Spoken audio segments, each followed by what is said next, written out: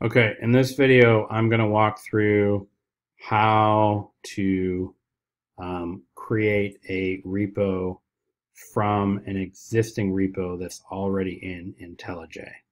Okay, so let me go ahead and I'm going to create a repo here. I'm just going to call it test2. Okay, this is to show how to have an existing repo on GitHub and to pull version control history to a local computer. Okay.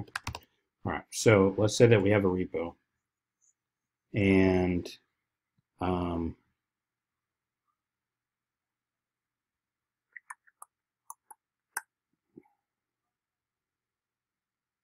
in our repo, we may want to end up looking at those files.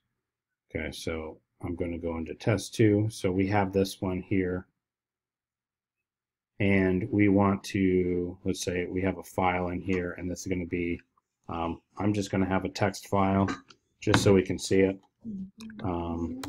Test2.txt, and on this file, this file doesn't do anything except exist in the remote repo. Okay, so let's say I already have a project. I already have a file in there. Create test.txt file. Okay, so I already have an existing repo. Now what I want to do is I want to basically link my local computer with my GitHub account, and I want to pull down changes. So you could create a project through beginning this way, and then make sure that it's tracking changes. So the best way to do that is you go to this green button where it says clone or download. I'm going to go ahead and copy this right here, this link. I click it, bam, I got it. Okay.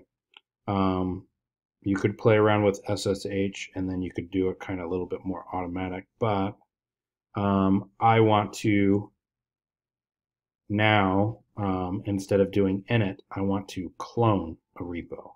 Okay, so if I clone a repo, I'm going to put the URL of where I'm cloning it from. I have to choose the location of where I want to clone it to. So in here,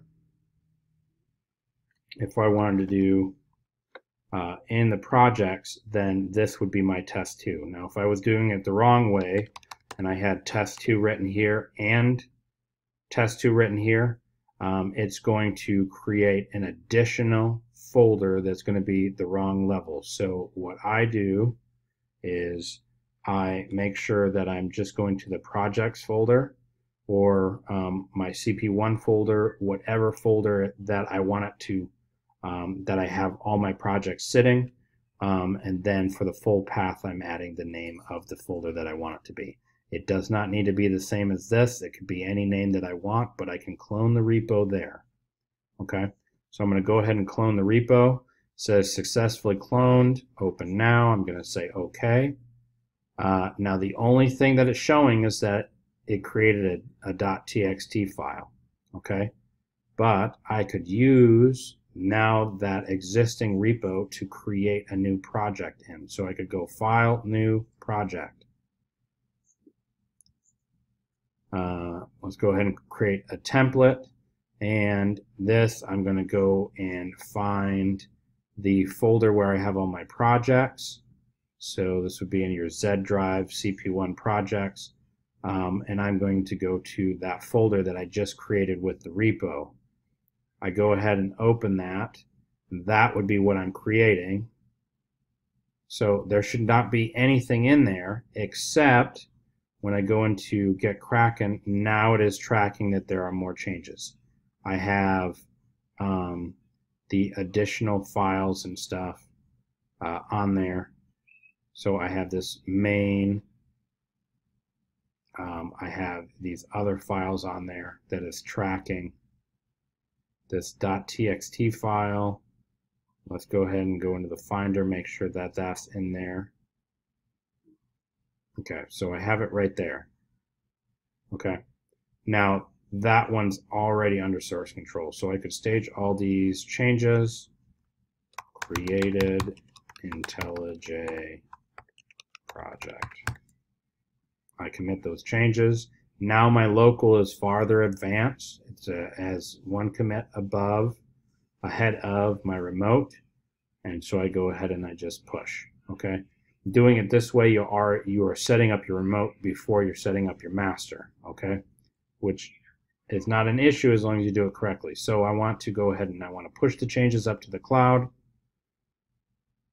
Okay, now if I go back to my test2 repo, which before it only had one file, let's go ahead and check.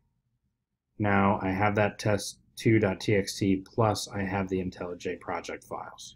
Okay, so this is how I could go back and forth if I already had a project existing or create a project on GitHub and then needed to pull down to a local computer. Okay. All right.